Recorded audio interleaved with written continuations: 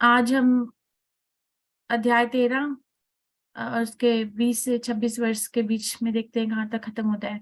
यहाँ तक करने का प्रयास करेंगे। इंग्लिश वाली खुल गई है।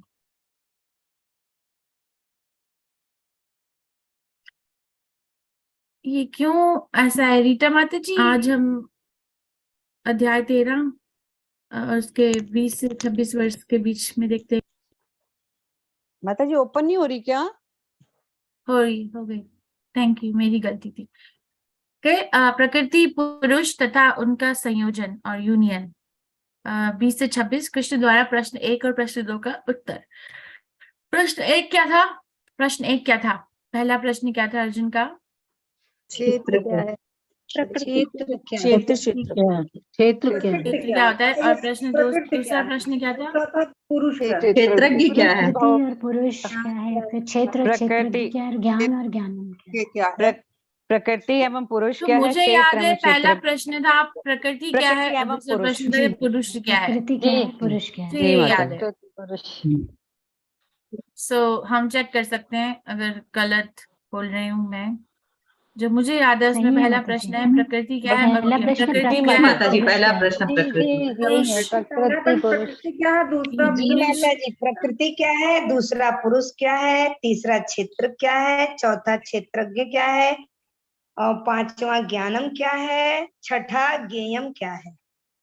ओके, अब हमारी प्रिंसिपल ने मोहर लगा दिया। बिल्कुल एक अथॉरिटेटिव वॉइस हम सुन चुके हैं। थैंक यू माता जी, I really appreciate. Lakshmi Shri माता जी। ओके, भगवान कृष्ण द्वारा प्रकृति, पुरुष और उनके संबंधों की व्याख्या। पहला कौन है? नीता ग्रोवर माता जी।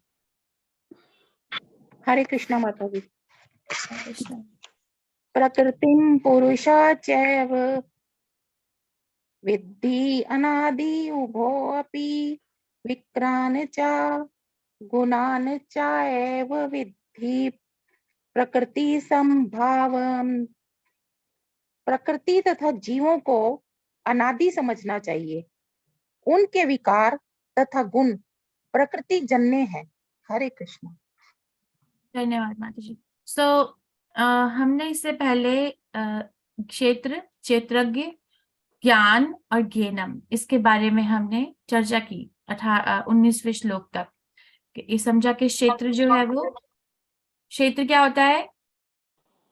शरीर हमारा शरीर माता जी। देखो, भक्ति शास्त्री लेवल पे शरीर करना इनफ नहीं है। स्थूल शरीर और सूक्ष्म शरीर। ठीक है, अच्छा। और क्षेत्रज्ञ क्या है? क्षेत्र को जानने वाले को क्षेत्र जानने वाला। कितने क्षेत्रज्ञ होते हैं? दो आत्मा और परमात्मा। और ज्ञान क्या है? ज्ञान को ना जानना ज्ञान है। जानने वाला को जानना। परमात्मा का संबंध। शरीर की रचना व परिवर्तन। क्षेत्र और क्षेत्रज्ञ के ज्ञान करने वाला मतलब पूरा ज्ञान करने वाला, जिसमें क्षेत्र में जैसे कृष्ण ने 6 से 7 अध्याय श्लोक में क्षेत्र के बारे में ज्ञान दिया, जैसे डिस्क्रिप्शन दिया, एनालिसिस दिया कि 24 एलिमेंट्स होते हैं जिससे हमारा स्थूल शरीर और सूक्ष्म शरीर बना होता है, और फिर उनके इंटरैक्शन से क्या क्या फीलिंग्स जनरेट होती हैं। और फिर 8 से 12 श्लोक में हमें ज्ञेनम के बारे में चर्चा मिली कि अगर हम वो 20 गुण अपने अंदर अवतरित करते हैं या कृष्ण की दया से, तो हम इस क्षेत्र से निकल सकते हैं, बाहर निकलने का रास्ता है। और ज्ञान जो है वो आत्मा और परमात्मा के बारे में पूरा संबंध। आत्मा ज्ञान 8 से 12 तक, 13 से 19 और ज्ञेयम आत्मा और परमात्मा। 13 से 19 13 से 18 यू कांट डिफरेंशिएट। आगे बता दूंगी कौन कौन से श्लोक में क्या है, but okay, you got the 13 से 19 पॉइंट। तक ज्ञेयम। हाँ, यस, ज्ञानम यही है, आत्मा और परमात्मा के बारे में ज्ञान। जहाँ पे 13वें और 14वें, आई थिंक 13 श्लोक था जिसके अंदर ज्ञान था आत्मा के बारे में, और 14 से लेके 18 तक 14 से लेके 18 तक परमात्मा के बारे में। हाँ जी। और 19वां श्लोक था वो समरी था, सारांश था सभी का। जी और फिर 20वें श्लोक में अब हम यहाँ से शुरू होते हैं, प्रकृति क्या है और पुरुष क्या है।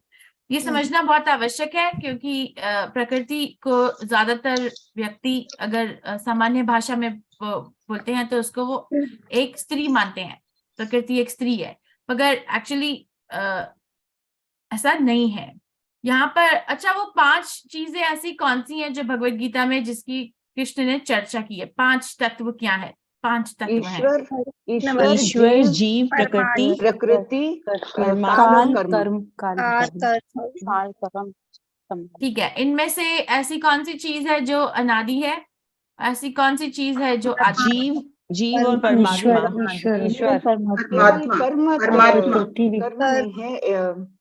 जीवात्मा, परमात्मा और क्या है? आदि। प्रकृति और चारों भी इटर्नल है। मेरे ख्याल से काल भी आदि होना चाहिए ना, इसका आई एम सॉरी अनादि होना चाहिए ना, बिगिनिंग लेस, क्योंकि काल इज काल भी भगवान है। हाँ जी, यस, बिगिनिंगलेस है, सिर्फ कर्म नहीं है। कर्म नहीं है।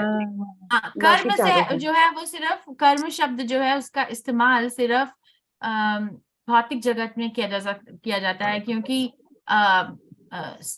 आध्यात्मिक जगत में भक्ति होती है, वहाँ कर्म नहीं होता। सो मेरे ख्याल से मुझे ऐसा लगता है वी कैन कंफर्म कि 4 चीजें हैं जो अनादि हैं, आत्मा, जीवात्मा, प्रकृति और काल।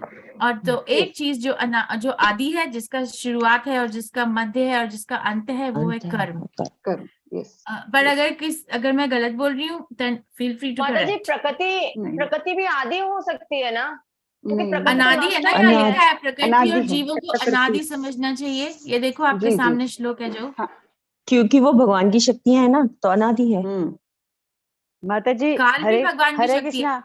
माता जी जो हमारी गीता जी है ना, उसमें भूमिका में दिया हुआ है ये कि 5 तत्व ईश्वर, जीव, प्रकृति, काल तथा कर्म में से 4 शाश्वत हैं, कर्म शाश्वत नहीं है जी। Okay, so we are confirming. Thank you Mataji. Very nice, thank you. Okay, so यहाँ पर प्रकृति और जीव दोनों को अनादि समझा गया है, मगर हम अपने आसपास तो देखते नहीं है। अगर हम अपने आसपास इस भौतिक जगत में, अगर हमारे पास ये तत्व ज्ञान नहीं है, ठीक है, अगर देखो भगवत गीता नहीं है, तो अगर हम आसपास देखें तो प्रकृति अनादि नहीं दिखती, क्योंकि वो होती रहती है ना, चेंज होता रहता है कि गर्मी आई, फिर सर्दी आई, फिर ऑटम आया, राइट, फिर बारिश का मौसम आया, इस प्रकार से चेंज होता रहता है।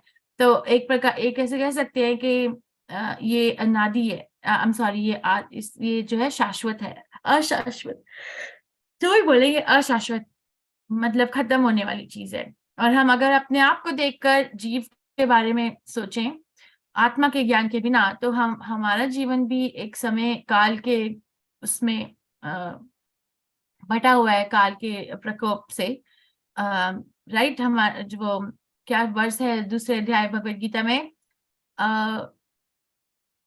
क्या वर्ष है वो, देहिनोऽस्मिन् यथा देहे कौमारं हो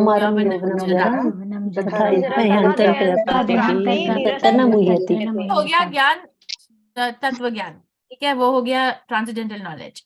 तो देखिए देहिनोऽस्मिन् यथा देहे, वो भी तत्व ज्ञान, मगर बीच का अगर सिर्फ काट के देखो तो कौमारम यौवनम जरा, हमारा एक कौमार बचपन होता है, यौवन यूथ होता है, जरा ओल्ड एज होती है, तो खत्म हो जाता है ना।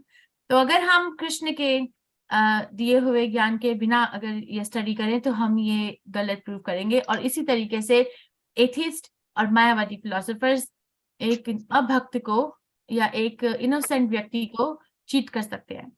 जैसे श्री प्रभुपाद एक उदाहरण देते हैं कि जर्मनी में जब वॉर चल रही थी, तो फिर जो उनकी स्त्रियां थी सारे सोल्जर्स की, वो जाकर भगवान को प्रे करती थी चर्च में, O God give us our daily bread, है ना। तो कम्युनिस्ट ने जाकर बोला कि तुम्हारा भगवान कुछ नहीं कर सकता, तुम एक काम करो, कल सुबह चर्च में जाकर तुम अपने भगवान से मांगना, जब नहीं मिलेगा तो फिर बाहर आके हमसे मांगना, तो communist give us our daily bread, फिर देखना तुम्हें किससे मिले।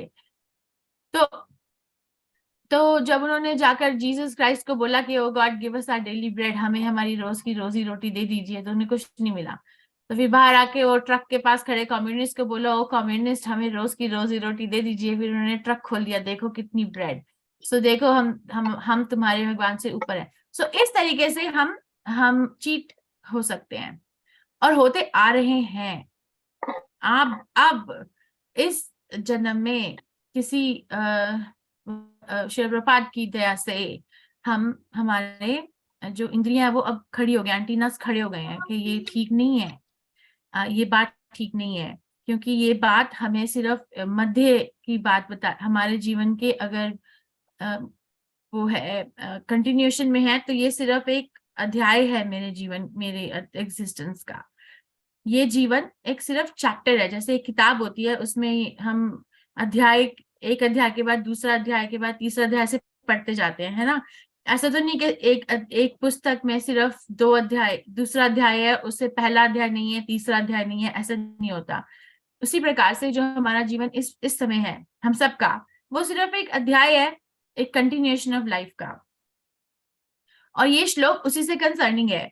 ये हम इतनी सारी योनियां देखती हैं, हमें दिखती हैं, इतनी सारी, हम अभी अगर सैर करने निकल जाओ तो आप अपनी किताब से लिस्ट बना सकते हो, आपको कितनी तरीके से पक्षी नजर आए, कितने तरीके के पशु नजर आए, और कितने तरीके के कितने अलग अलग भिन्न भिन्न साइज के व्यक्ति नजर आए, उम्र के व्यक्ति नजर आए, राइट, कितने बिहेवियर्स नजर आए।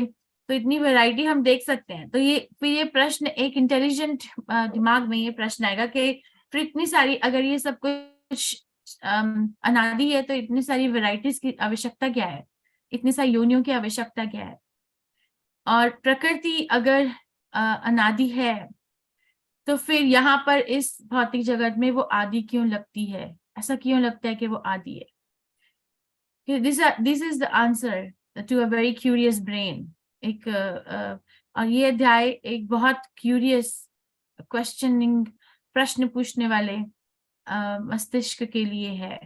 और मुझे ऐसा बार बार पढ़ के मुझे ऐसा ही लगता है, ऐसा क्यों है। इस वाले श्लोक में श्री प्रभुपाद ने मिनिमम 1 2 3 कारण बताए हैं कि प्रकृति और पुरुष दोनों अनादि हैं। तो वो आपको पढ़ने होंगे, वो 2nd पैराग्राफ में है, अगर आप दोबारा पढ़ोगे। 3 कारण है।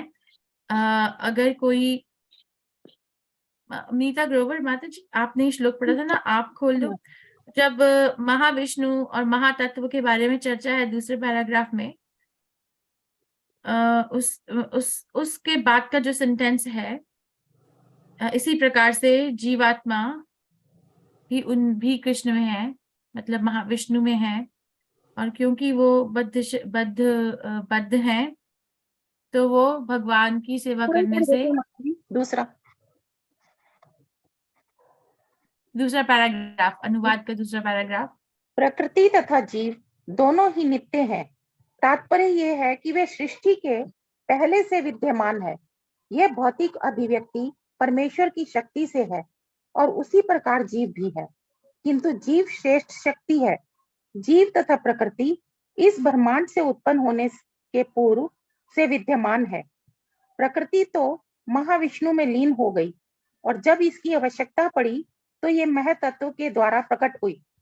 इसी प्रकार से जीव भी उनके भीतर रहते हैं और क्योंकि वे बद्ध हैं, अतएव वे परमेश्वर की सेवा करने से विमुख हैं।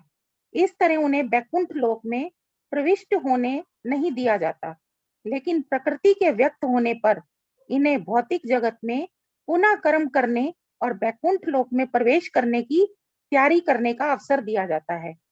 इस भौतिक सृष्टि का यही रहस्य है। एकदम माता जी, सो ये पहला रीजन है। ओके, ये आप इसको मार्क कर सकते हो। ये पहला रीजन है कि प्रकृति और जीव अनादि क्यों है, क्योंकि वो इस प्रकृति के भौतिक जगत की जो प्रकृति है उसके बनने से पहले से ही है। ओके, थैंक यू माता जी, आगे पढ़ दीजिए कृपया करके। लेकिन प्रकृति के व्यक्त होने पर इन्हें भौतिक जगत में पुनः कर्म करने और वैकुंठ लोक में प्रवेश करने की तैयारी करने का अवसर दिया जाता है। इस भौतिक सृष्टि का यही रहस्य है। वास्तव में जीवात्मा मूलतः परमेश्वर का अंश है, लेकिन अपने विद्रोही स्वभाव के कारण वह प्रकृति के भीतर बंद रहता है। इसका कोई महत्व नहीं है कि ये जीव या श्रेष्ठ जीव किस प्रकार प्रकृति के संपर्क में आए, किंतु भगवान जानते हैं कि ऐसा कैसे और क्यों हुआ। शास्त्रों में भगवान का वचन है कि जो लोग प्रकृति द्वारा आकृष्ट हैं वे कठिन जीवन संघर्ष कर रहे हैं, लेकिन ये दूसरा रीजन है कि अगर प्रकृति और पुरुष अगर प्रकृति और जीवात्मा अनादि हैं तो फिर वो आदि क्यों नजर आते हैं? है अनादि पर आते आदि है, अनादि पर आते आदि नजर आए, क्योंकि उनका रिबेलियस नेचर था। हमने रिबेल किया कृष्ण की सेवा से। ओके, अब तीसरा होगा।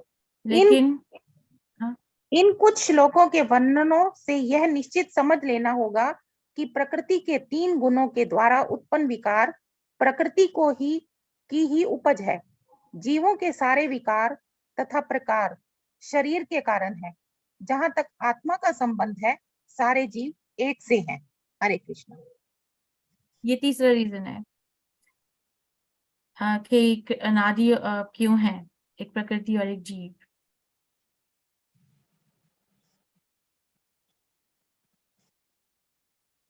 ओके, सो अब आगे के श्लोक में हमें ये पता चलेगा कि ये ट्रांसफॉर्मेशंस या फिर ये विकार क्यों होते हैं। एक जीवात्मा जिसने एक शरीर धारण किया उसके अंदर विकार हो ही क्यों रहा है? अगर वो अनादि है, अगर वो सेम है हर समय, अगर उसके अंदर जन्म मृत्यु जरा व्याधि नहीं आता, अगर उसके अंदर कौमार यौवन और जरा की विकार नहीं होते, तो फिर अभी क्यों हो रहा है? उसका वर्णन अब इस श्लोक में नजर आएगा। रश्मि जोशी माता जी, कोई प्रश्न है? 20 के ये बहुत एनालिटिकल वर्सेस हैं। अगर कोई प्रश्न है तो आप पूछ सकते हो अभी 20वें से, और वी कैन कंटिन्यू। कृष्ण माता जी, एक तो जिद्दी स्वभाव था और दूसरा था तीनों गुणों से उत्पन्न विकार। मैं पहला नहीं ध्यान दे पाई। माता जी, वो महाविष्णु के अंदर प्रकृति और याद आ गया, मिल भी गया स्टार्टिंग में ही है। धन्यवाद। हरे कृष्ण। ओके, हरे कृष्ण। ओके, रश्मि जोशी माता जी। हरे कृष्ण माता जी। बाकी जो नहीं पढ़े तो अपने आप को अनम्यूट कर लीजिए, आई एम सॉरी, म्यूट कर लीजिए आप कॉन्शियसली। कार्य कारण कर्तृत्वे हेतु प्रकृति रुच्यते पुरुषः सुख दुःखानां भोक्तृत्वे हेतु रुच्यते। प्रकृति समस्त भौतिक कारणों तथा कार्यों अर्थात परिणामों के हेतु कही जाती है, और जीव इस संसार में विविध सुख दुख भोग का कारण कहा जाता है। हरे कृष्ण माता जी। धन्यवाद माता जी। सो प्रकृति समस्त भौतिक कारणों तथा कार्यों और कार्यों का अर्थ होता है परिणामों के हेतु कही जाती है। उसको अंग्रेजी में बोलते हैं मटेरियल कॉज एंड इफेक्ट। और जीव पुरुष संसार में विविध सुख और दुख के भोग का कारण कहा जाता है। तो इसका अर्थ क्या होता है? रश्मि माता जी, आपने पढ़ा, आप समझा सकते हो कि आपको इससे समझ में क्या आ रहा है? इट्स ओके अगर नहीं समझ में आ रहा है, ट्राई कीजिए इससे समझ में क्या आ रहा है। प्रश्न ये उठा है 20वें श्लोक के तात्पर्य में और अनुवाद में कि उसमें हमें ये समझ में आ गया कि प्रभुपाद का अनुवाद पढ़ के प्रकृति और जीव अनादि है, और उसमें प्रभुपाद ने हमें कारण भी बता दिए। फिर प्रश्न ये उठता है कि अगर वो अनादि है तो फिर वो शाश्वत, वो आदि क्यों नजर आते हैं? ऐसा क्यों लगता है कि वो अनादि नहीं है अनादि, पर ऐसा दिखता है कि अनादि नहीं है।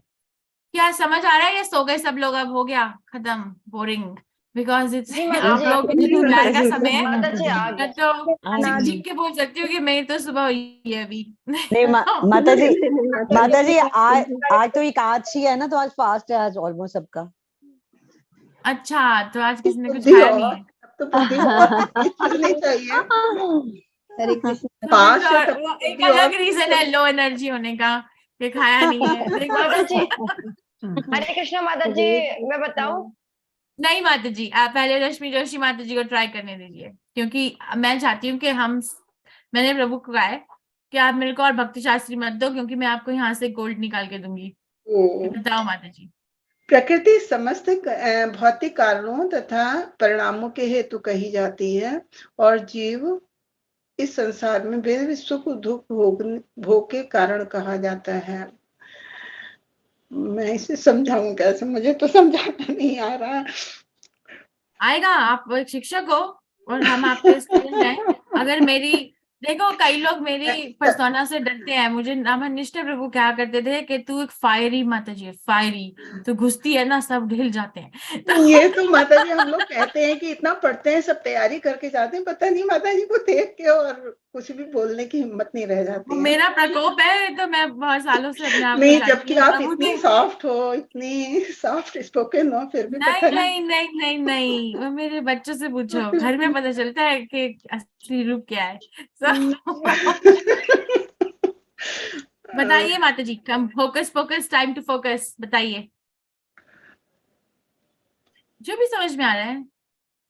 प्रकृति समस्त भौतिक कारणों तथा कार्यों के हेतु कही जाती है और जीव पुरुष इस संसार में विविध सुख दुख के भोग का कारण कहा जाता है। चलो ओके, आप पास कर रहे हो? सॉरी, हाँ पास कर दिया मैंने। ओके, रितु जैन माता जी, वो आपकी मधुर आवाज थी ना जिसने कहा था मैं बताऊं?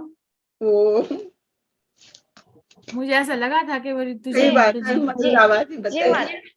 जी माता जी, ये इसके अंदर आपने पूछा सुख दुख क्यों भोगता है? क्योंकि हमारे कर्म के अनुसार, जैसे कि हम तीनों गुणों की एक रस्सी में बंधे हुए हैं और हमें कोई मुक्त व्यक्ति ही मुक्त कर सकता है, इसलिए हमको सुख दुख होते हैं। जैसे कि जब हम सतों में होते हैं तो हम सोचते हैं कि थोड़ा सा हमारे पास सुख हो जाए तो हम खुश हो जाएंगे, तब भी हम बंधे हैं। मगर रजस और तमस हमें और ज्यादा बांध देते हैं, इसलिए हम सुख दुख में घूमते रहते हैं। हो रहा है, थोड़ा ऑफ ट्रैक हो रहा है।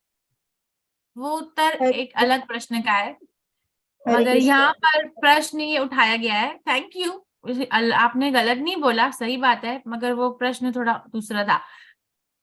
फोकस करो भाई, एकादशी है, खाना नहीं खाया, फोकस करो। हरे कृष्ण माता जी, दो लाइनें बोलूं?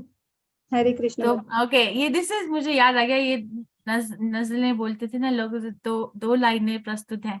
हाँ माता जी बताइए। माता जी, प्रकृति जो है वो हमारे सुख दुख का कारण है। क्यों सुख दुख का कारण है? क्योंकि प्रकृति द्वारा ही हमें इंद्रियां प्राप्त होती हैं, है ना। भौतिक इंद्रियां और शरीर जो है वो प्रकृति से प्राप्त होता है। तो वो क्यों प्राप्त होता है? इच्छाओं के कारण। हमें इच्छाएं होती हैं। हमारे सुख दुख का कारण नहीं है। आप दोबारा पढ़ो। जीव पुरुष इस संसार में विविध सुख दुख के भोग का कारण कहा जाता है, प्रकृति कारण नहीं है। प्रकृति परिणाम है, प्रकृति परिणाम है। जीव पदार्थ के कारण, पदार्थ के कारण। राज्यसभा शुरू हो गई। ओके ओके, जो पहले बोल चुके आप दोबारा नहीं बोले। जैन माता जी, आपका टाइम खत्म हो गया है। मनीष जैन माता जी बहुत धन्यवाद।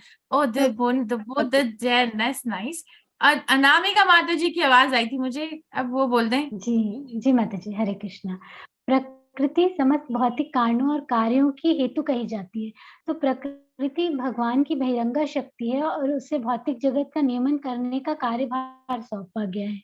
और जो जीव है वो अपने कर्मों के लिए भौतिक जगत में भेजा जाता है और उन सारे सुख दुखों को मतलब उसको सुख दुख जो उसको प्राप्त होते हैं वो प्रकृति के द्वारा ही प्राप्त होते हैं।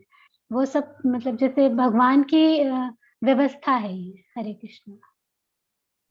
ओके, फर्स्ट पोर्शन बिल्कुल ठीक है, सेकंड पोर्शन में थोड़ा सा और इम्प्रूवमेंट हो सकता है, बट ठीक है, very nice, thank you, close enough.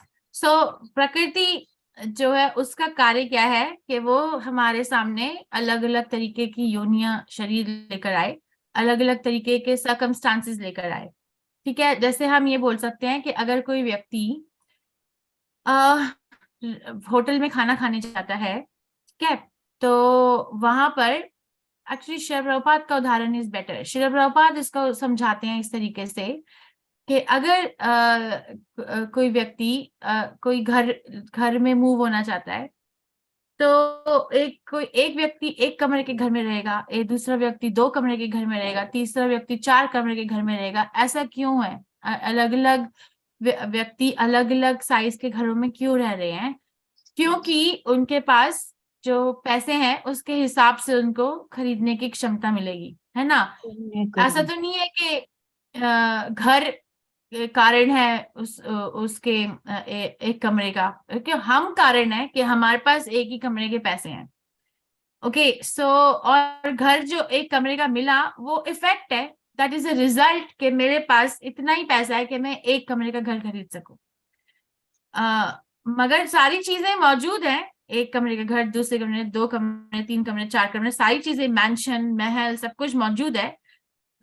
झोपड़ी और सब कुछ मौजूद है, मगर मेरे पे डिपेंड करता है कि मैं कहाँ घुसूं, राइट। सो उस तरीके से हर एक योनि मौजूद है और हर एक योनि के संबंधित एक सुख और दुख मौजूद है, प्रेजेंट है, ऑलरेडी प्रेजेंट है। जैसे कि प्रभुपाद बोलते हैं कि जैसे अगर एक कुत्ते के शरीर में आत्मा घुसती है, तो जो कुत्ते के शरीर के दुख सुख भौंकना जो भी करना है वो पड़ा है, ऑलरेडी है, तो वो तो हम घुस के करना पड़ेगा, वो बच जाएंगे। तो उसी प्रकार से प्रकृति जो है वो भौतिक कारणों और कार्यों के हेतु कही जाती है। कारणों और कार्यों, कॉज और इफेक्ट, इंग्लिश का वर्ड मुझे ज्यादा पसंद है इसलिए मैं समझाऊंगी। कॉज और इफेक्ट ये थोड़ा कॉम्प्लिकेटेड है, इसको कृष्ण ने पहले भी बताया है इस आई थिंक 3रे श्लोक में। कॉज और इफेक्ट ये थोड़ा ये श्रीमद् भागवतम में भी 6वें स्कंद 8वें अध्याय में इसका चर्चा है, बहुत जगह है। और चैतन्य चैतामृत में जो चर्चा है वो तो मुझे कभी समझ में आई नहीं, और जो सनातन गोस्वामी को जब चैतन्य महाप्रभु ज्ञान देते हैं उस समय भी कॉज और इफेक्ट की चर्चा है।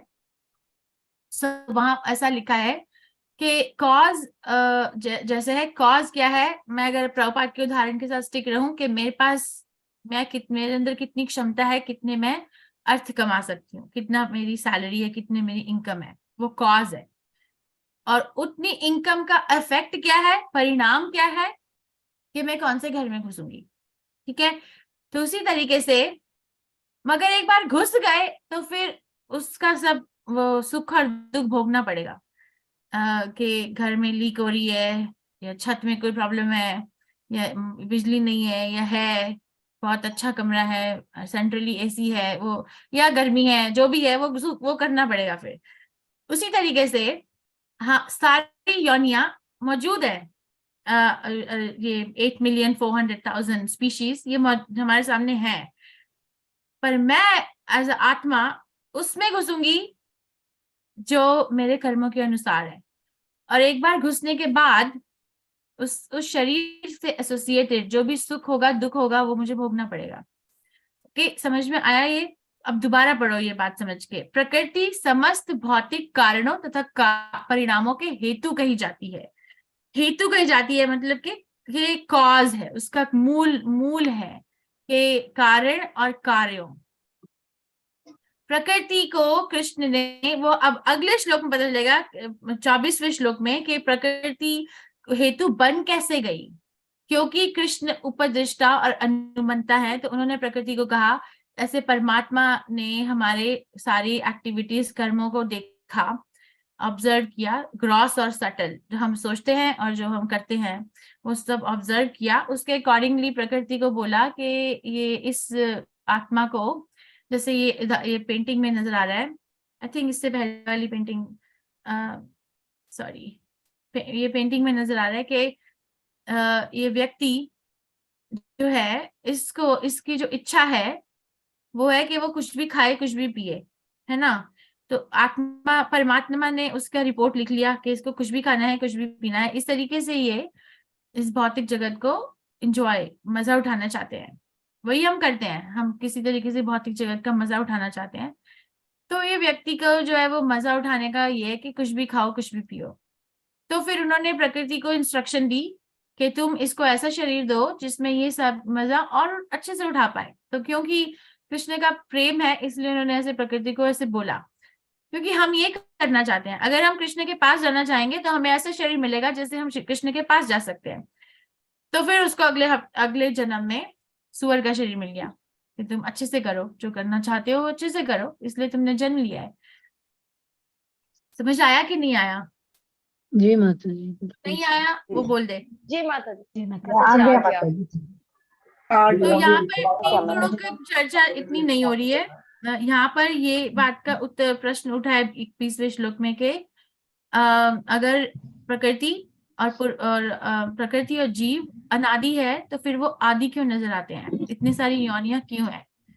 वो क्यों है? क्योंकि हम भौतिक जगत में अभी मजा उठाना चाहते हैं, और जिस तरीके से उठाना चाहते हैं उस तरीके का शरीर हमें मिल जाएगा। पर एक बार वो शरीर मिल गया तो उस शरीर से एसोसिएटेड सुख और दुख वो हमें भोगना पड़ेगा। जीव पुरुष इस संसार में विविध सुख और दुख के भोग का कारण कहा जाता है। तो हम ये नहीं कह सकते कि हे भगवान आपने हमें इतना दुख क्यों दिया। हम ये कह सकते हैं कि हे भगवान मुझसे गलती हो गई कि मैंने ऐसा शरीर चुना और आपसे कहा कि मुझे ऐसा शरीर दीजिए। ओके, हरे कृष्णा माता जी। माता जी इसमें उदाहरण हम दें देखिए कि ये ठीक होगा या नहीं इसी श्लोक में, कि जैसे कि हम किसी वाहन में जा रहे हैं और दुर्घटना हो गई, यद्यपि उस दुर्घटना के पीछे वाहन भी कारण है कि कार ने कार को टक्कर मारी, साथ ही साथ जो चालक है वह भी कारण है ये दुर्घटना का। इसके कार के द्वारा हुई दुर्घटना का दंड चालक को दिया जाता है। उसी प्रकार शरीर हमारी गाड़ी है और आत्मा जो है वो चालक है। शुभ कर्म करें या अशुभ कर्म करें, क्रियाएं तो शरीर करता है लेकिन दंड आत्मा को भोगना पड़ता है। ये उदाहरण दिया था। आत्मा को दंड, माता जी भक्ति शास्त्री अगर ये बिगिनिंग लेवल में समझाया जाए तो एक्सेप्ट कर सकते हैं, ठीक है, इट्स अ गुड एग्जांपल, बहुत अच्छा उदाहरण है ये। मगर इसमें एक कोर प्रॉब्लम मुझे नजर आ रही है, and you guys feel free to correct me, कि आत्मा इस भौतिक शरीर और इस भौतिक जगत में कभी भी नहीं मिलती, राइट? ये यंत्र रुद्राणी माया, एक यंत्र है जिसमें आत्मा बैठी है मगर उससे वो कभी मिलती नहीं है। तो उसको इस तरीके से समझाया जाता है कि जैसे एक चालक है, चालक गाड़ी के अंदर गाड़ी चला रहा है, मगर क्या वो जाके गाड़ी के टायर से मिल जाता है या उसके स्टीयरिंग व्हील से मिल जाता है या उसके सीट में मिल जाता है, या फिर वो चालक गाड़ी से हमेशा अलग रहता है? जी माता जी, अलग रहता है। तो उस तरीके से दुख आत्मा को नहीं होता है, दुख सूक्ष्म शरीर और स्थूल शरीर को होता है जो आत्मा के ऊपर एक कवरिंग है। ओके, ठीक है। सो दिस इज अच्छा उदाहरण है। 18 डे क्लास के लिए मे बी थोड़ा ठीक है, बट आगे जाकर यू हैव टू इम्प्रोवाइज। जी माता, हरे कृष्णा। ओके कृष्णा। मनी जैन माता जी, सो अगर कोई और प्रश्न नहीं है तो मनी जैन माता जी और बाकी सब लोग कृपया करके अपने आप को म्यूट कर लें। हरे कृष्ण माता जी, हरे कृष्ण माता जी। पुरुष प्रकृतिस्थो हि भुंक्ते प्रकृति जान गुणान कारणम गुण संगोस्य सत असत योनि जन्मसु। इस प्रकार जीव प्रकृति के तीनों गुणों का भोग करता हुआ प्रकृति में ही जीवन बिताता है। यह उस प्रकृति के साथ उसकी संगति के कारण है। इस तरह उसे उत्तम तथा अधम योनियां मिलती रहती हैं। यस, ये ऋतु जैन माता जी जो 3 गुणों के बारे में चर्चा करी थी वो ही है। सो 3 गुणों का प्रभाव इज अ सेकेंडरी इफेक्ट। अब एक कॉज होता है, कॉज मतलब कॉज को क्या बोला था पिछले श्लोक में? कारण होता है, कारण, और फिर उसके कारण का परिणाम होता है जिसको कार्यो या परिणाम, हम परिणाम शब्द यूज करते हैं। एक कारण होता है और कारण का परिणाम होता है। कारण के परिणाम जो होते हैं वो अलग अलग तरीके के होते हैं, प्राइमरी, सेकेंडरी। सो प्राइमरी परिणाम क्या होता है कि हमें एक शरीर मिलता है प्रकृति के सुपरविजन में। सेकेंडरी परिणाम क्या होता है कि शरीर के ऊपर 3 जो गुण है वो प्रभावित होते हैं, वो फंक्शन कर रहे होते हैं, तो हम 3 गुणों से फिर हमें सफर करना पड़ता है। ठीक है, तो हम 3 गुणों का भोग करते हैं और प्रकृति में ही जीवन बिताते हैं, और प्रकृति के साथ उसकी संगति के कारण यह इस इस प्रकृति के साथ उसकी संगति के कारण है, यह उस प्रकृति के साथ उसकी संगति के कारण है, और इस तरीके से उत्तम तथा मध्यम योनियां मिलती रहती हैं। तो मतलब कि हम डिपेंडिंग ऑन 3 गुणों के प्रभाव से क्या आगे कर्म करते हैं, उसके अकॉर्डिंगली हम अगला जन्म डिसाइड करते हैं। और अगर जैसे कि अगर एक कमरे के घर में कोई घुसा और उस कल को उसकी आमदनी बढ़ गई, तो वो एक कमरे के घर से निकल के 4 कमरे के घर में भी जा सकता है। ऐसा तो नहीं कि वो फिक्स हो गया एक कमरे में ही रहना है, क्योंकि उसके पूर्वज एक कमरे में रहे, माँ बाप रहे, क्योंकि उनका खुद का बचपन वहां निकला। ऐसा कोई जरूरी तो नहीं है कि वो उसी में रहे। वो अपना लाइफस्टाइल चेंज कर सकते हैं डिपेंडिंग ऑन अपने कर्म चेंज करके। उसी तरीके से हम एक मिसकंसेप्शन है दुनिया में कि अगर किसी को मनुष्य योनि मिलती है तो उसके बाद में उसको कभी भी पशु योनि कभी नहीं मिलेगी, मगर ये मिसकंसेप्शन है, ये गलत है, क्योंकि कृष्ण के अनुसार मिल सकती है। ओके, डिपेंडिंग ऑन कि हम क्या करते हैं और हम अपना जीवन किस प्रकार से किस गुण के साथ मिलकर व्यतीत करते हैं। और कोई प्रश्न है? माता जी हरे कृष्ण। हाँ माता जी। माता जी, पुनरागमन पुनर्जन्म का विज्ञान जो प्रभुपाद जी ने बुक लिखी है ना, हरे कृष्ण। माता जी कौन सी बुक बोल रहे हो आप? पुनर्जन्म का विज्ञान। एक मिनट मैं आपको बुक दिखा देती हूँ। ओके, इस वाले श्लोक में जो प्रश्न का उत्तर मिला है वो 2nd पैराग्राफ में है। प्रश्न उठाया गया है, किसने पढ़ा? मनीष माता जी आपने पढ़ा था नहीं है? हरे कृष्ण माता जी। हाँ जी। दूसरे पैराग्राफ, अनुवाद के दूसरे पैराग्राफ की पहली लाइन पढ़ दीजिए। यहाँ हरे कृष्ण माता जी, यहाँ पर बताया गया है कि जीव किस प्रकार विभिन्न शरीरों को प्राप्त करता है। ये प्रकृति के विभिन्न गुणों की संगति के कारण है। अतः इन गुणों से ऊपर उठकर दिव्य पद पर स्थित होना होता है, यही कृष्ण भावनामृत कहलाता है। ओके, सो ये यहाँ पर बताया गया है कि हमें किस प्रकार से दूसरे गुणों से प्रभावित होता है। तो ये प्रश्न है कि किस प्रकार से होता है, ये उत्तर है कि इस प्रकार से होता है, क्योंकि हमें शरीर मिल जाता है और शरीर जो है वो प्रकृति के लॉज के अकॉर्डिंगली काम करता है और फिर हम उससे इफेक्ट हो जाते हैं। जैसे कि अगर आप कोई चालन खरीदते हो, जैसे अगर कोई जीप खरीदता है, गाड़ी खरीदता है या स्कूटर खरीदता है, तो उसके अंदर काम करने की क्षमता, माइलेज और पेट्रोल कितना डलेगा या डीजल डलेगा, क्या डलेगा, वो ऑलरेडी फिक्स्ड होता है। ऐसा तो नहीं कि जिसने खरीद लिया वो चेंज कर सकता है कि उसको डीजल की गाड़ी से, कर भी सकता है बट क्रूडली अगर सोचा जाए तो नहीं करता, हम नहीं करते ऐसा। इलेक्ट्रिक गाड़ी ली तो इलेक्ट्रिसिटी से चलेगी, राइट? उसी प्रकार से अगर हम एक बार एक प्रकृति में एक शरीर में घुस गए तो उसके जो लॉज हैं वो फिर हमें एक्सेप्ट करने पड़ेंगे, हम उसको बदल नहीं कर सकते। मृत्यु माता जी आ गई? जी माता जी ये बुक के बारे में बोल रही थी। क्या नाम है ये बुक? मुझे मालूम है, री इनकारनेशन, राइट? इसका नाम माता जी दूर है, थोड़ा कैमरे के पास लाओगे? माता जी ब्राइट दिख रहा है, कोई पढ़ सकता है? क्या नाम है प्लीज? पुनरागमन दिख रहा है, पुनरागमन। हाँ। और नीचे क्या लिखा है? दिखाइए माता जी। माता जी बोल दो, माता जी और लाना, आप ही पढ़ दो, हमारी आंखें स्ट्रेन हो रही हैं। माता जी पुनर्जन्म का विज्ञान है इस बुक का नाम। तो इसी में मैंने पढ़ा था कल के दिन, जो आप समझा रहे हैं। प्रभुपाद जी ने बताया है कि हम जो भी अपने जीवन में जो भी सोचते हैं, कुछ भी चीज, उसमें से एक योनि हम प्राप्त कर लेते हैं, जिसको हम बार बार सोचते रहते हैं। ये क्या हुआ? इच्छा की बात हुई कि जो इच्छा करता है। मीना करते माता जी। Okay, that's good.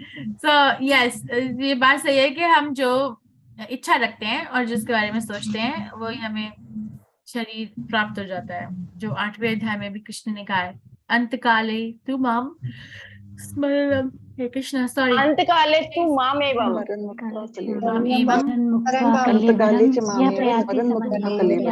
प्रयाति समन्भावम याति न तत्र संशय। Thank you. Very nice. That's really nice. Okay, next 23वां श्लोक, माता जी रीटा कथुरिया माता जी। हरे कृष्णा माता जी। ओके, एक बार माता जी यहाँ पे एक और स्लाइड थी, ये हमें अब तो समझ आ गया। गीता के अंतिम 6 अध्याय के बीच वाक्य है, प्रकृति के साथ उसकी संगति के कारण इस तरह से उत्तम तथा अधम योनियां मिलती हैं, डिपेंडिंग ऑन हम क्या एक्टिविटी कर रहे हैं, हम क्या सोच रहे हैं। एक्चुअली जानवर योनि में इंडिपेंडेंस नहीं होती, क्योंकि उसमें ऑटोमेटिक ट्रांसफॉर्मेशन होता रहता है। और जब अगर हम मनुष्य योनि में आ जाते हैं तो हम डिसाइड कर सकते हैं कि अब हमें कहाँ जाना है। अब हमें क्या मनुष्य ही रहना है, या फिर उससे ऊपर बढ़ना है, या उससे नीचे जाना है, जैसे इस पेंटिंग में दिखाया गया है। सो भौतिक प्रकृति के वशीभूत होकर प्रकृति तथा पुरुष के मध्य संबंध को भूल जाता है। जीव प्रकृति के 3 गुणों का भोग करता है, करता हुआ प्रकृति में ही जीवन बिताता है। ओके माता जी। हरे कृष्ण माता जी। उपदृष्टानुमंता च भर्ता भोक्ता महेश्वरः परमात्मेति चाप्युक्तो देहिस्मिन् पुरुषः परः। तो भी इस शरीर में एक अन्य दिव्य भोक्ता है जो ईश्वर है, परम स्वामी है और साक्षी तथा अनुमति देने वाले के रूप में विद्यमान है, और जो परमात्मा कहलाता है। धन्यवाद माता जी। Thank you. सो अब इसमें एक प्रश्न उठाया जा सकता है, पिछले जो हमने श्लोक पढ़े उनमें से, कि कृष्ण जो है वो तो सब कुछ कंट्रोल करते हैं, है ना। भगवान तो हमें प्रेम करते हैं, हम ये बार बार सुनते हैं, भगवान तो हमें अपने पास वापस बुलाना चाहते हैं, तो उन्होंने ऐसा रूल बनाया ही क्यों? ऐसा ये प्रश्न आपसे भी आपका भी हो सकता है, या आपसे पूछा भी गया हो, ऐसा भी हो सकता है कि अगर इतना ही प्रेम है कृष्ण से, कृष्ण को हमसे इतना ही प्रेम है, तो हमें वो जबरदस्ती क्यों नहीं वैकुंठ धाम ले जाते हैं? इतना बड़ा अरेंजमेंट क्यों करके रखा है? ये प्रश्न है कि नहीं है माता जी? अपनी गलतियों को सुधारने के लिए। ओके, या सो प्रश्न ये उत्तर है उस प्रश्न का, क्योंकि कृष्ण जो है वो इस तरीके से फंक्शन करते हैं हमारी जीवन में, इस भौतिक जगत में। इस शरीर में एक अन्य दिव्य भोक्ता है जो ईश्वर है, परम स्वामी है और साक्षी तथा अनुमति देने वाले के रूप में विद्यमान है, और जो परमात्मा कहलाता है। सो कृष्ण का जो रोल है वो उपदृष्टा और अनुमंता। उपदृष्टा मतलब साक्षी, और अनुमंता मतलब अनुमति देने वाला। तो कृष्ण का प्रेम इस तरीके का नहीं है कि वो अपना जो प्रेम है वो हमारे गले के नीचे जबरदस्ती डालें, वो उसको प्रेम नहीं कहते। प्रेम का मतलब होता है कि दूसरे व्यक्ति को इंडिपेंडेंस दी जाए चॉइसेस करने की। तो कृष्ण हमारे जो फ्री विल है, और हमारी फ्री विल सिर्फ एक ही चीज के लिए है, और वो चीज है इच्छा करना। हम एक ही चीज करने के लिए कंप्लीटली इंडिपेंडेंट है, और किसी चीज के ऊपर डिपेंडेंट नहीं है, और वो क्या है? इच्छा करना। तो हमारी इच्छाएं जो है, अगर वो कृष्ण के पास जाने की नहीं है, तो कृष्ण हमको फोर्स नहीं करेंगे, हमारे साथ रहेंगे, फोर्स नहीं करेंगे, मगर इनकरेज करते रहेंगे कि तुम अपनी इच्छा बदलने का प्रयास करो, पर फिर भी फोर्स नहीं करेंगे, जोर नहीं लगाएंगे, जबरदस्ती नहीं करेंगे, इनकरेज करेंगे, प्रोत्साहन देंगे, इनकरेजमेंट देंगे, गुरु देंगे, शास्त्र देंगे, साधु संग देंगे, पर फिर भी हमें अपने आप अपनी इच्छा को परिवर्तन करना पड़ेगा। अगर हम ऐसा नहीं करते हैं तो फिर तब भी कृष्ण हमारे मन में साक्षी हैं, और अनुमति देते हैं कि अगर मेरे अंदर अभी भी इच्छा है कि मैं डिस्को डांस में जाकर डिस्को करूं, या फिर होटल में जाकर कुछ भी खाऊं, या वाइन पीऊं, है ना, या फिर झूठ बोलूं, या जुआ खेलूं, तो कृष्ण कुमारमय प्रेम किशोरी का ये मन है इस जीवन में, तो करने दो। वो कभी जबरदस्ती नहीं होगी। सो इसमें 10 रीजन है इस श्लोक में। अगर आप प्रभुपाद का अनुवाद पढ़ोगे, मैंने तो यहाँ पर 10 नंबर वो करके रखे हैं कि 10 तरीके से ये बात कैसे साबित हो रही है। आप लोग पढ़ना चाहते हो अनुवाद, या you can read and you can figure out कि 10 चीजें क्या हैं। माता जी अभी पढ़वा दीजिए माता जी। सबको ना एक इजी लाइफ की वो ही है, इसलिए 1 साल हो गया, हम 1 साल सेलिब्रेट कर रहे हैं, मगर हमारा अभी तक भगवद गीता भी खत्म नहीं हुई। ओके, धन्यवाद। ओके माता जी, धीरे धीरे पढ़ना, जब मैं आपको बोलूं रुक जाना तो रुक जाना प्लीज। माता जी, माता जी। पहला पैराग्राफ। शिला प्रभुपाद की जय। तात्पर्य शिला प्रभुपाद जी के द्वारा। यहाँ पर कहा गया है कि जीवात्मा के साथ निरंतर रहने वाला परमात्मा परमेश्वर का प्रतिनिधि है, वह सामान्य जीव नहीं है। ओके, ये पहला रीजन कि वो सामान्य जीव नहीं है, ट्रांसेंडेंटल है। क्योंकि अगर हम इसके उसमें पढ़ें कि दिव्य है, राइट, वह एक अन्य दिव्य भोक्ता है, सो दिव्य है उसका पहला। फिर दूसरा, क्योंकि अद्वैतवादी चिंतक शरीर के ज्ञाता को एक मानते हैं, अतः उनके विचार से परमात्मा तथा जीवात्मा में कोई अंतर नहीं है। इसका स्पष्टीकरण करने के लिए भगवान कहते हैं कि वे प्रत्येक शरीर में परमात्मा रूप में विद्यमान हैं। वे जीवात्मा से भिन्न हैं, वे पर हैं, दिव्य हैं। ओके, ये दूसरा है कि वो एक नहीं है, दो है। और एक जो परमात्मा है वो दिव्य है, हर समय दिव्य है, वो कभी भी तीन गुणों के प्रभाव में नहीं आते। जैसे एक आत्मा है वो भी दिव्य है, हमेशा दिव्य है, मगर वो तीन गुणों के प्रभाव में आ जाती है, मगर परमात्मा तीन गुणों के प्रभाव में कभी नहीं आते। तीसरा, जीवात्मा किसी विशेष क्षेत्र के कार्य को भोगता है, लेकिन परमात्मा किसी सीमित भोक्ता के रूप में या शारीरिक कर्मों में भाग लेने वाले के रूप में विद्यमान नहीं रहता, अपितु वह साक्षी, अनुमति दाता तथा परम भोक्ता के रूप में स्थित रहता है। उसका नाम परमात्मा है, आत्मा नहीं, वह दिव्य है। ओके, ये परमात्मा, हाँ उसके एक और सेंटेंस और। अतः यह बिल्कुल स्पष्ट है कि आत्मा तथा परमात्मा भिन्न भिन्न है। ओके, ये तीसरा है कि आत्मा और परमात्मा एक नहीं है। आत्मा जो परमात्मा है वो हमेशा दिव्य है और कभी भी तीन गुणों के प्रभाव में नहीं आती। आत्मा भी दिव्य है मगर आ जाती है तीन गुणों के प्रभाव में। और जो परमात्मा है वो उनकी जो इन भोग करने की जो क्षमता है वो सीमित नहीं है। क्योंकि परमात्मा परमेश्वर है, अतः वह अंदर से जीव की भौतिक भोग की आकांक्षा पूर्ति की अनुमति देता है। परमात्मा की अनुभूति के बिना जीवात्मा कुछ भी नहीं कर सकता। जीव भोक्ता है और भगवान भोक्ता या पालक है। जीव अनंत है और भगवान उन सब में भिन्न रूप, मित्र रूप में निवास करता है। हाँ, ये पांचवा रीजन है। माता जी फोर्थ भी तो बीच में आ गया। Fourth reason is soul, super soul and परमात्मा has legs and hands everywhere. वो आई थिंक आपने पढ़ा है, नहीं मुझे नहीं मालूम, जिसके हाथ और पैर हर जगह पर हैं। पर जो नहीं आया माता जी, ये तो हाथ पैर पढ़ा था। हाँ ये है, परमात्मा के लेकिन जीवात्मा के पास ऐसा नहीं होता। हाँ, और परमात्मा जो है वो, and because this Paramatma is the supreme Lord, he is present within to sanction the individual soul's desiring material enjoyment. So ये चौथा रीजन है वो वाला।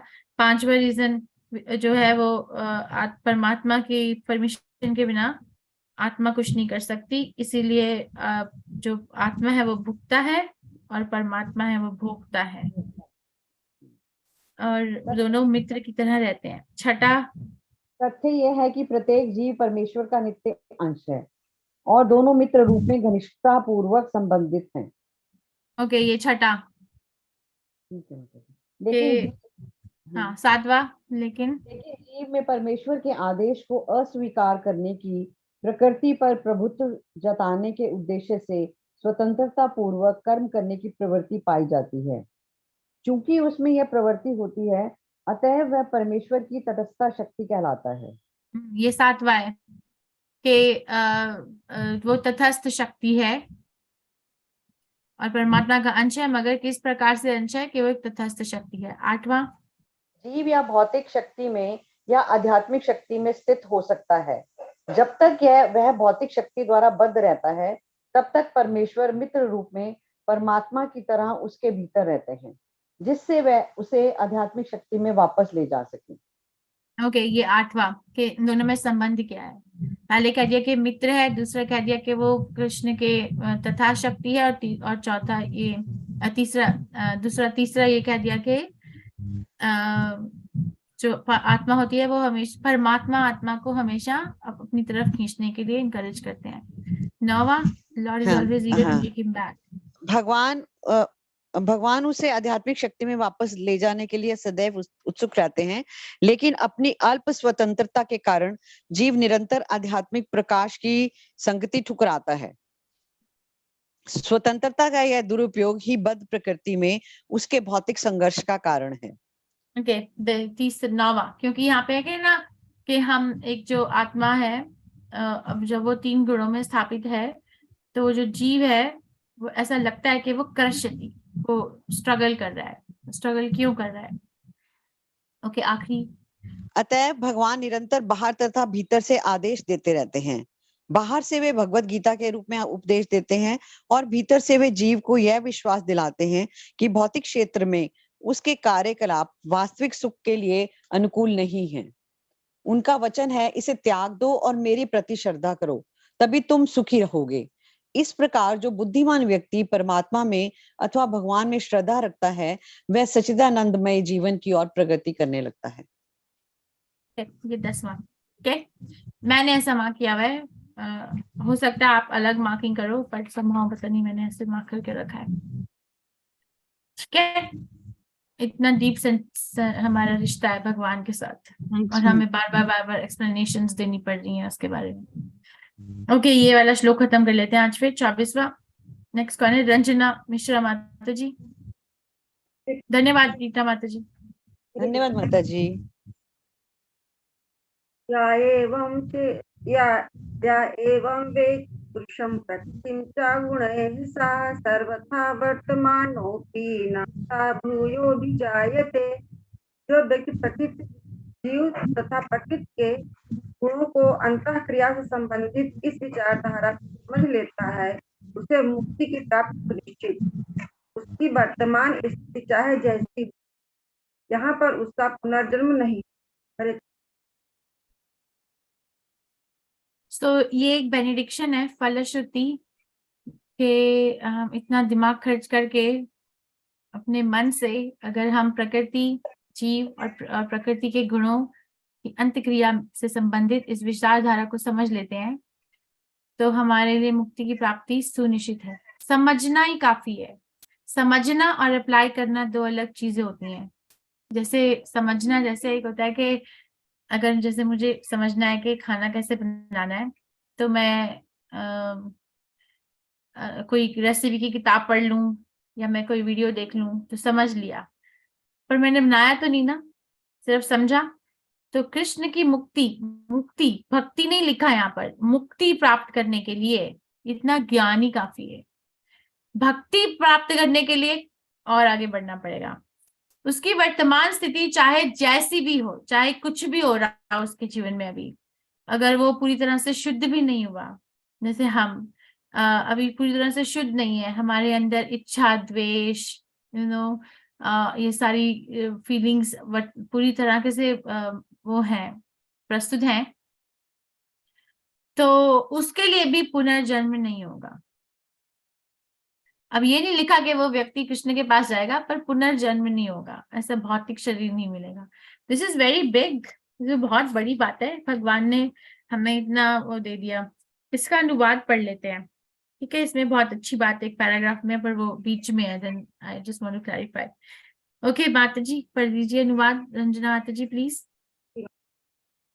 प्रकृति परमात्मा आत्मा तथा उसके अंतः संबंध को स्पष्ट जानकारी हो जाने पर मनुष्य मुक्त होने का अधिकारी बनता है और यह इस भौतिक प्रकृति में लौटने के लिए बाध्य हुए बिना वैकुंठ वापस चले जाने का अधिकारी बन जाता है। यह ज्ञान का फल। ज्ञान यह समझने के लिए ही होता है कि दैव युक्त जीव इस संसार में आ गिरा।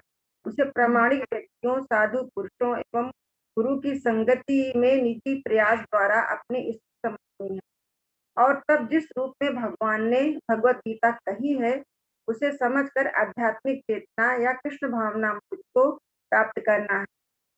तब यह निश्चित है कि वह इस संसार में फिर कभी नहीं आ सकेगा। यह सच्चिदानंदमय जीवन बिताने के लिए वैकुंठ लोक भेज दिया।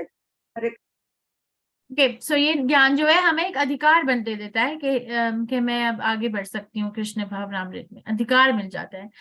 ऑटोमेटिक वैकुंठ में एंट्री नहीं मिलती, पर वैकुंठ में घुसने का अधिकार मिल जाता है। जैसे कि अगर किसी को अमेरिका आना है तो उसको वीजा मिल गया, पर वीजा मिलने का मतलब ये तो नहीं कि हम अमेरिका के अंदर घुस गए।